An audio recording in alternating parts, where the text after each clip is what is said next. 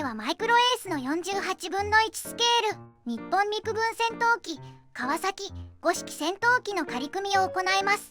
投稿者が大好きなマイクロエースのシリーズね。そうそう、大滝の金型を使った48分の1スケールの対戦機シリーズ。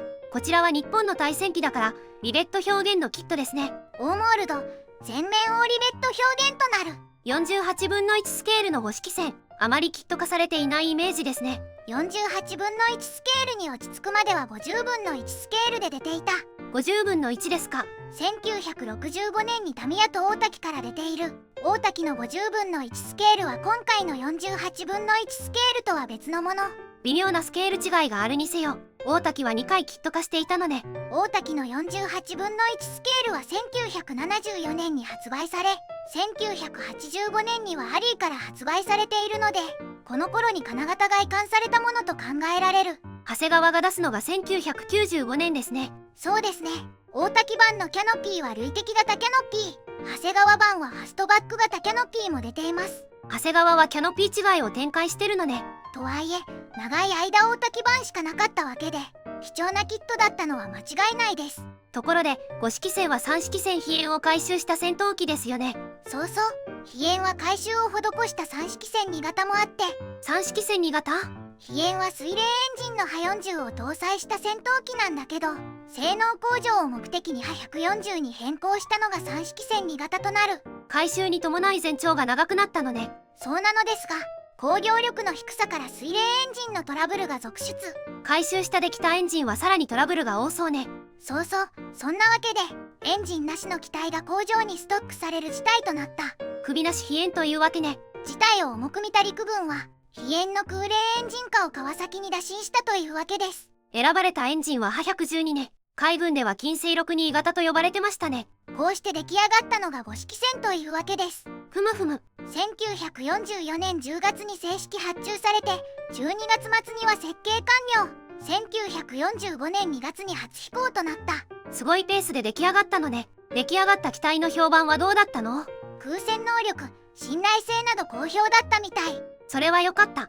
T51 と対等、 F6F なら問題なし、 F4U 若者などの意見や5式戦闘機をもってすれば絶対腐敗など好意的な意見が多かったみたいね。何にしても稼働率の低かった3式戦が生まれ変わり、稼働率が大幅に上がったってことね。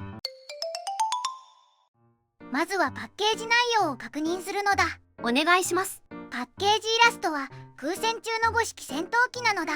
相手は F6F かしら。マーキングは飛行第244戦隊のものかな。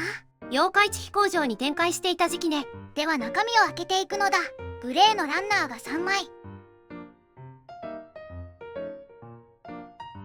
透明パーツが1枚、デカール、組み立て説明書なのだ。塗装図、マーキングは3種類。飛行第59戦隊、飛行第244戦隊、飛行第5戦隊となる。なるほど、中隊違いのマーキングもついてますね。部品点数は44点。48分の1スケールでは少ない部品点数ね。ではマイクロエースの48分の1スケール日本陸軍戦闘機川崎5式戦闘機の仮組みを始めるのだ。最初に操縦席なのだ。ふむふむ。操縦席は全部で6パーツ構成となる。座席、操縦桿、計器パネルなどを組み込む。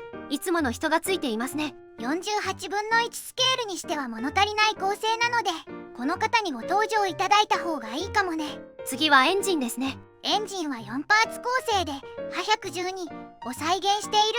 次はカウリングね。カウリングは3パーツ構成。左右のカウルフラップが別パーツ。カウルフラップは胴体につけるので、この時点では切り出して終了ね。次はプロペラなのだ。ふむふむ。プロペラは3枚ペラで一体成形となっている。スピナーをかぶせて終了となる。シンプルな作りね。次は主翼と胴体なのだ。いわゆるしの字ですね。最初に胴体の組み立てとなる。ふむふむ。胴体は左右分割で2パーツ構成。操縦席とエンジンを固定する隔壁を挟み込んで接着。ふむふむ。当然操縦席も胴体内側も先に塗装を済ませた方がいいのだ。胴体のモールドはどうでしょうか？オモールドオーリベットとなる。合わせ目付近のモールドは彫り直しが必要かな。主翼はどうでしょうか？主翼は全部で3パーツ構成。主翼下パーツに左右主翼上パーツを貼り合わせる。主翼のモールドはどうでしょうか？こちらもオーモールドオーリベットとなる。胴体同様甘い部分もあるので適宜彫り直しかな。次は水平尾翼ですね。水平尾翼は左右それぞれ1パーツずつ胴体に差し込む簡単な構造。ここはいつもの通りですね。次はクリアパーツや足回りなのだ。ふむふむ。キャノピーはワンピースとなっているので操縦席の開閉選択ができない。透明度に難がありそうね。このシリーズではいい方だと。次は足回りですね。まずは左右主脚。主脚は左右それぞれで3パーツ構成。左右分割のタイヤとスキャクとカバーの構成ね。その他にも胴体に取り付けるカバーがあるのだ。次は尾輪ですね。尾輪も1パーツ構成となっている。一体成形となっているのね。次はアクセサリーね。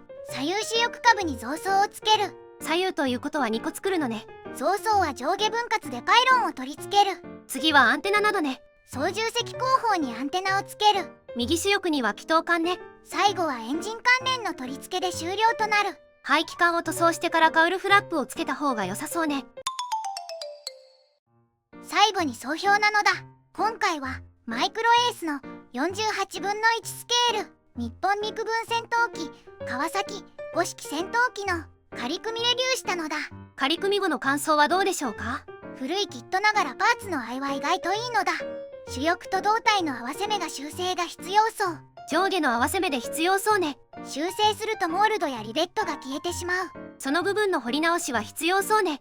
このシリーズの鬼門の透明パーツなんだけどこのシリーズにしてはマシな感じね。このぐらいの透明度でも大丈夫かもね。操縦席も凝った内容じゃないのでね。それ以外だと何かありますか？足回りやアクセサリーなどのパーツが精密性に欠けるかな。パーツの精度が低いし足のディテールも低い。気筒管やアンテナは真鍮パイプなどで作り直してもいいかもね。とはいえ長谷川が出すまではこのスケールで唯一のキット。現在も長谷川とこのキットしかない状況。全身オーリベットは丁寧に完成させればかっこいいので値段も安いし入手性も悪くない。このぐらいの方が肩の力を抜いて作る分にはいいかもしれない。ファストバック型のキャノピーは長谷川を選ぶしかないけどね。ではでは動画を最後までご視聴していただきありがとうございますなのだ。チャンネル登録と高評価をお願いしますなのだ。次回以降も飛行機プラモデルのレビューを続けていくのだ。ではバイバイ。イ。